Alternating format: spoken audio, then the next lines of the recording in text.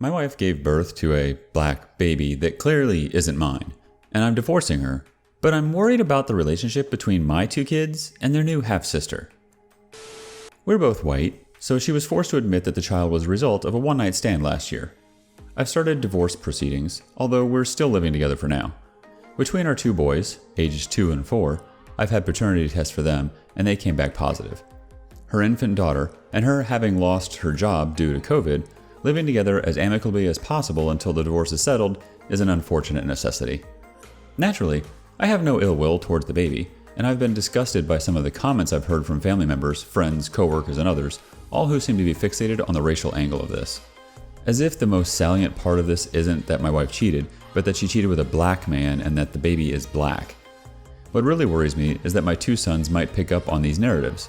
They're too young to really understand what's happening now, but I'm worried that as they grow to understand the situation, that they might resent their half-sister for breaking up their parents' marriage. And worse, that their resentment might express itself in a racist fashion under the influence of the aforementioned racist narratives. Any thoughts on how I should try to influence my sons away from that perspective? It probably doesn't help that we live in a suburb with very few black people, and their half-sister is really the only black person my children know. Update 1. The big takeaway for me was that if I'd need to lead by example here, not excluding her in any way because of her paternity, so that she and my sons would see her as a full member of the family. Also, that I need to be more active in confronting the bigoted and ignorant nonsense I've been hearing, and teach my sons to do the same to protect their sister. I've spoken to some of those responsible since and made clear my feelings on this, and that she is to be treated as a member of the family. And that if I ever find out that they've said things like that to my sons or their sister, that they won't be allowed around us anymore. I've spoken to my wife about this, and we're more or less on the same page. She's been begging me to forgive her and not go through the divorce, but that's not going to happen. Even if I didn't consider the cheating unforgivable, I just don't feel any love for her anymore, other than a platonic affection for her as the mother of my children. My sons are handling this as well as can be expected. The 4-year-old doesn't fully understand, but is upset by the change in the household. Thankfully, he's easily distracted. The 2-year-old is thankfully too young to comprehend what's going on, but has definitely picked up on how withdrawn his mother has become. They're both fascinated with their new little sister, so there's that silver lining.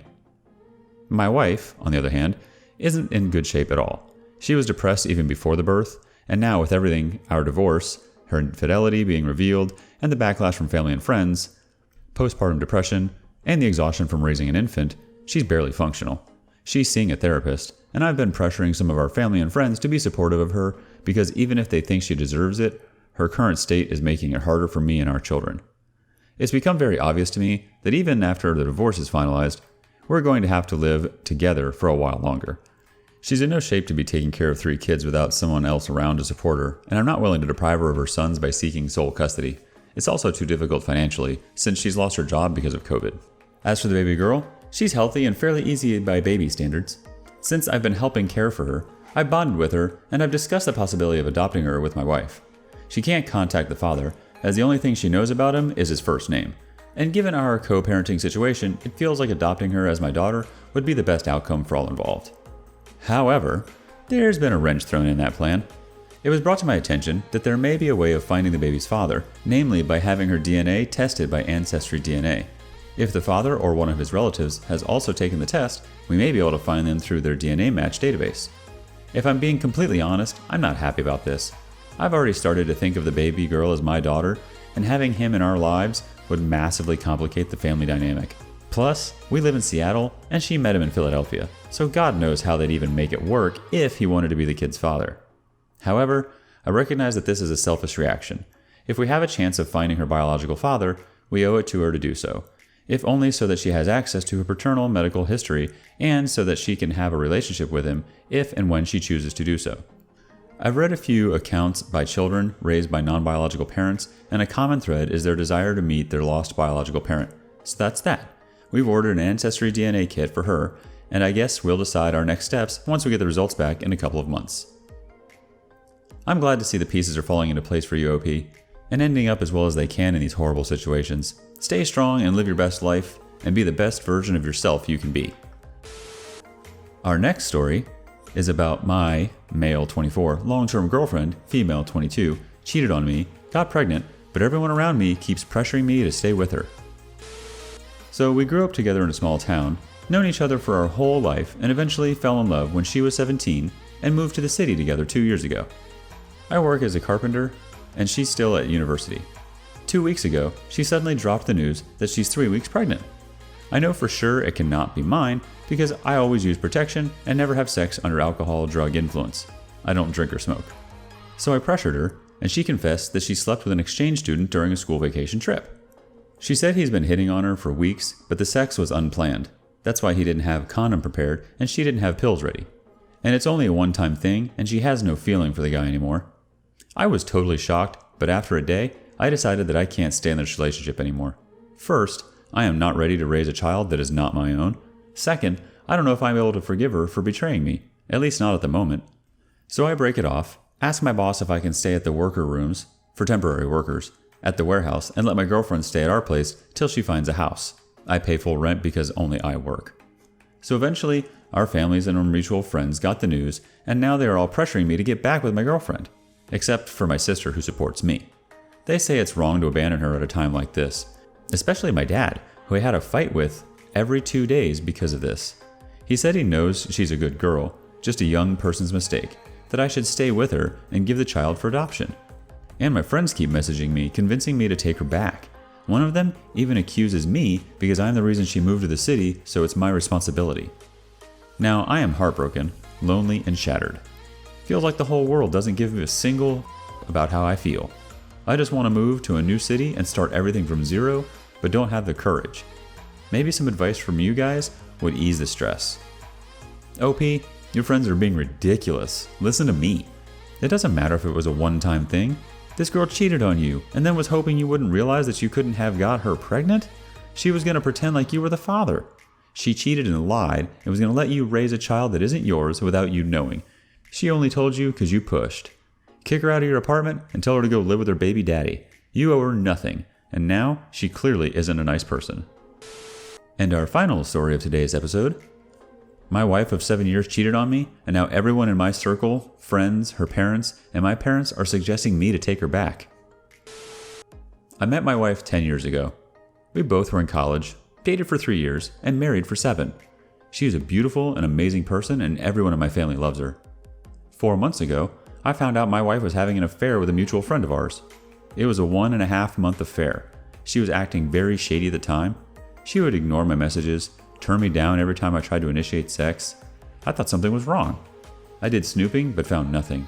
Eventually, I hired a private investigator, and within 1 week, I had proof. She was having an affair with our mutual friend. I immediately confronted her. She confessed having an affair. Immediately, she started crying, begging, basically all the classic cheater moves when they are caught. I asked her for all the details, with a detailed timeline. At night, she gave me everything. Basically, she was using another phone for having an affair. She told me she had sex with him only 4 times, and the rest of the time they were just hanging out and having fun.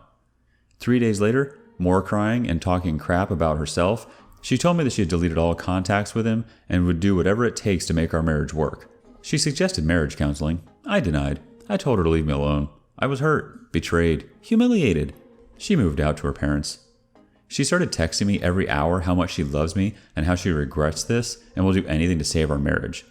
After completely ignoring her for 2 days, I texted her that we are getting a divorce.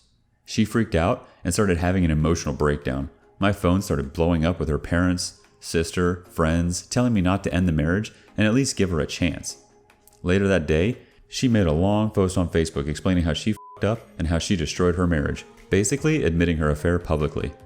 But I was rock solid on my decision. She even insisted on having a lie detector test to clear my doubts, that she never cheated in the past, blah blah blah. I asked her for some time alone to process all this. We have been living separately since. This was all 4 months ago. Last week, I asked her for a divorce and she started crying, begging for another chance. After that, she visited my parents and asked them to convince me not to divorce. Last night, my parents and her parents tried to convince me to work things out. And after she made her Facebook post, almost all of our mutual friends were telling me how she was brave to admit her affair and that she loves me and I should at least give her a chance. I'm on the edge of having a breakdown. She is truly remorseful and regrets this.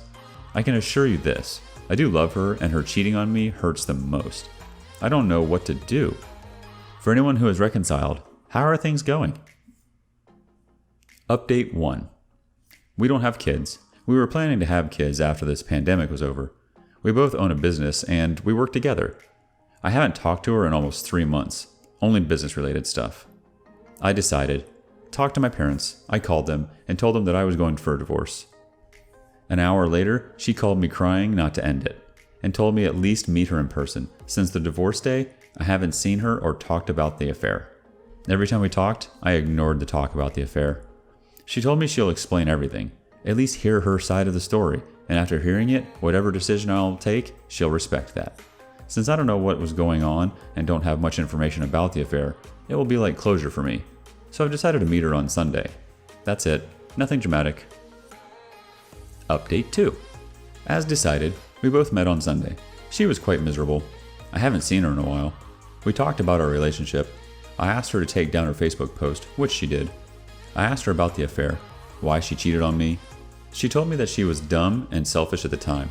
She didn't blame me for the affair. She told me that they were casually talking and he started talking about his affairs. She showed me text messages of them both where he was bragging about his fun life outside of marriage. She told me she was curious and one thing led to another. There were several texts where he was guiding my wife how to hide the affair. He suggested she buy another phone and always keep it in the car. I took screenshots of everything. She then asked for her forgiveness. I forgave her, but I couldn't get past this.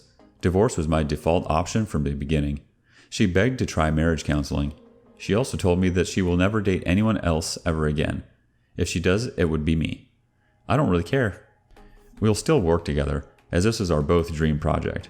As for our mutual friend, last I heard was his wife and he decided to reconcile, as kids were involved. I really feel sad for his wife. She didn't know what kind of monster he is. We are getting a divorce. I've decided not to be in a relationship ever again.